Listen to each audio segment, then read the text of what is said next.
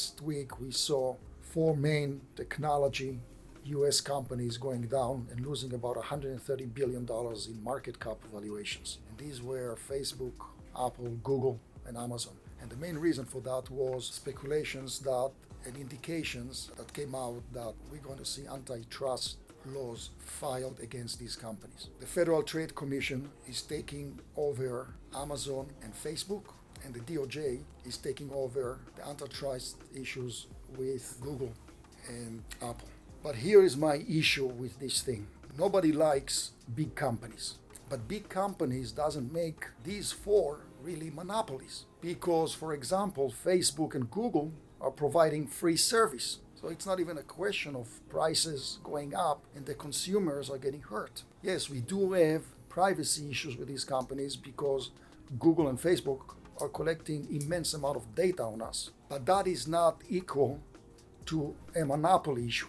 And therefore, I'm not so sure these antitrust laws against these big four US companies are going to pick up traction because these are not, in my view, monopolies. In fact, these companies brought in the last 10 years tremendous innovation. If it wasn't for, say, Apple, I don't think Uber, Lyft, and Airbnb will be what they are today because we use our smartphones to book most of the fares and the purchases with these media platforms. So I wanted to talk about it briefly, and I'm going to drill down more so about some companies. Let's take Apple, for example. Apple in the US controls about 45% of the market share with their smartphones. Globally, they are not the market leaders. Globally, this is Samsung and Huawei that are the market leaders, really. So I don't think it's a monopoly, globally speaking. Okay, that's fine, but Apple charges 30% on every app that comes to market. And I would answer that that actually brings additional innovation. And even if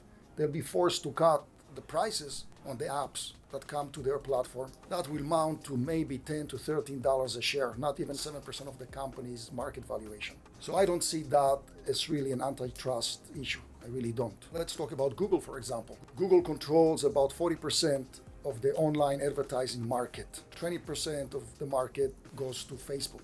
But out of $123 or so billion in market size, only $88 billion is online advertising market share. So here again, we can hardly say that Google is a monopoly. Some might say, well, they charge a lot of money on their Google Play platform, but that's only 5% of their business. So I don't see a big issue there as well. Also, 55% of all online searches are initiated really on the Amazon platform. So there is plenty of competition in the marketplace. So it's not really, in my view, an antitrust issue. Let's talk about Amazon, for example.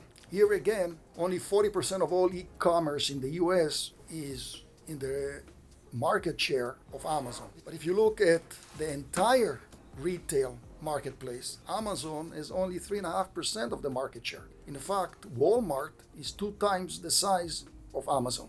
So I don't see a monopoly issue there as well. And yet these companies lost a lot of value last week. Some people might come and say that there is tremendous concentration of talent with these 4 big mega companies, Facebook, Apple, Amazon, and let's add Microsoft to the mix. Some people say that 70% of all AI engineers work for these companies. So that might be an issue. But then again, I don't think it equals a major monopoly issue or antitrust legal battle against these companies. And in fact, the government doesn't have good track record winning antitrust issues. They didn't win the last antitrust battle with AT&T, eventually merging with Time Warner. That went through. They didn't even win the battle of trying to break down Microsoft. Microsoft had to pay a penalty, but that was the end of it. Privacy issues are not monopoly issues. In fact, Facebook set aside $3 billion to deal with privacy issues. And in the event, which I don't think so, these companies will have to somehow break their entities down. That can actually add value to these companies. Some people say that if Amazon were to spin off their Amazon Web Services, that alone is worth about $500 billion in market value. We can see what happened a few years ago when eBay was forced to spin off PayPal. eBay went up 40% and PayPal went up 3 times the value. So sometimes when we spin off and break down the pieces of a company, it actually adds value. And just imagine what will happen if, say, Google is going to be forced to spin off YouTube or Waze. That can actually add a lot of value because some people in the marketplace think that Waymo is worth by itself $100 billion or more, one of the largest S&P 500 companies. Therefore, we need to look at all these antitrust issues at the right perspective. And for us, it might be more so as a buying opportunity than anything else. One more item I wanted to talk about is interest rates. In the event interest rates are coming down, it will be good, in my view, to the financial sector. And we have a lot of good financial companies out there that sell at 10 times earnings, as opposed to the market at 17 times earnings. A few of the names can be JP Morgan Chase, selling at 10 times earnings. Tangible book value for JP Morgan Chase is $58 a share. Other very inexpensive companies, in our view, can be Citigroup and Bank of America. Citigroup sells at 1 time tangible book value, selling at about 9 times earnings. All these companies pay us dividends, about 3%. When short-term rates come down, long-term rates in most cases will go up. And if the yield curve is steepening, banks can make more money because they borrow their funding at a very low rate and re-lend that money on the long end of the curve at a very high spread. So it's actually positive for the banking sector. So as Amit mentioned, we're highly interested in these super cycle companies that we talk about week over week that have the ability to do a 10x return based on their focus of several areas, including augmented reality, artificial intelligence and machine learning, autonomous driving, and several others. So some of the companies, FANG companies, and this isn't the entire list, but those subset which are under the scrutiny of the federal investigation are Apple, Alphabet, Amazon, and Facebook. And so the federal government, they've launched a coordinated effort to examine the competitive practices of these companies. And it's kind of an interesting irony because everyone in Silicon Valley and interested in technology is familiar with Peter Thiel's book 0 to 1, which focuses on how the actual goal of every company is to gain as much market share as possible and in turn gain a monopolistic control over an industry. Okay, and so that's what these companies are doing, yet they're trying to actually look a lot smaller than they really are. So due to these federal inquiries, these companies combined lost about $130 billion in aggregate market share.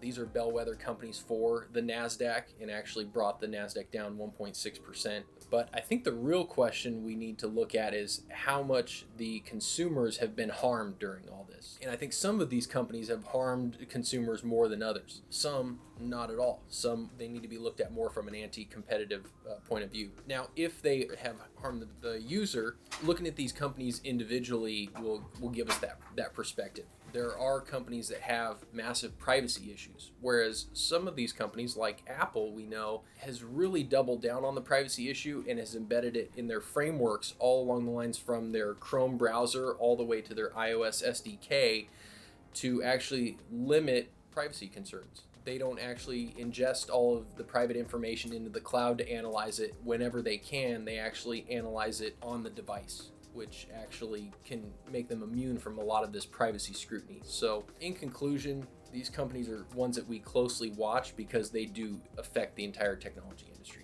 So after last week's less than expected jobs report, we see the 10-year with a little more fluctuation dropping down to 2.09 on Friday, and today sitting at 2.13%. That still is at a 20-month low from September of 2017, since we've seen the 10-year that low. The 2-year to the 3-year we mentioned was previously inverted, and it remains that way. However, the spread is reduced to only 3 basis points at this point in time, so it's getting a little more narrow. The 2-year to the 10-year still has not inverted, and the spread has increased to an average of 24 basis points. And the short-term rates, the 1 and the 3 month versus the 10-year, that does remain in an inverted status, and it's about 23 basis points right now. So this week is E3's annual event, and what E3 is it's basically an event where the industry leaders in the gaming space come and showcase what they got going on in the pipeline. So 2 big names come to mind, that both of which that we own, both Google and Microsoft.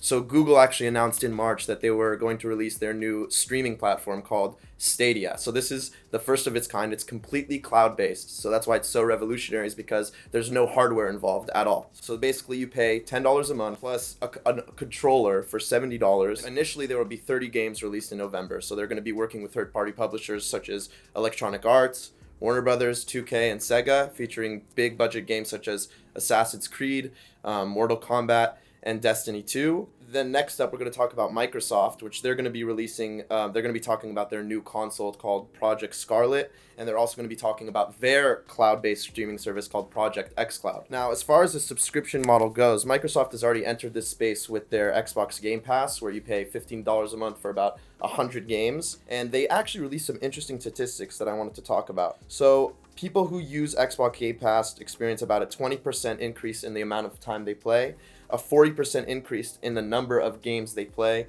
and actually I think this is the most interesting one. When a new game enters into the Xbox Game Pass, the amount of active players on average doubles. And there's also a 25% increase in pre-orders since this has been implemented, and a 10% increase in franchise sales. And also regarding their Project xCloud, this is going to be also the first of its kind for Microsoft. It's going to be a cloud-based streaming service that allows users to access their entire Xbox library, all of the games they own, including the ones on the Game Pass, on their mobile devices. So I think it'll be interesting to see how the convergence between mobile gaming, which accounts for 50% of the market, of the gaming market, and console gaming, which accounts for about 30% of the market, sort of comes into fruition, and how the industry is going to adapt to this new business model that's becoming more and more widespread. Hello everyone, I'm Amit Stavinsky, the Managing Director of Tamar Securities and its affiliates, 911 Financial Services and Firefighters United. As always, if you would like the video and you like the content, please become a subscriber to our YouTube channel. You can always call us directly to our main offices in Woodland Hills, California at 818-914-7461. The highlight of the week is that markets always throw curveballs at us, such as anti-competitive lawsuits, government intervention, and the like. Investors should stand by their beliefs and look at the market corrections in the right perspective, and at times take advantage of buying opportunities.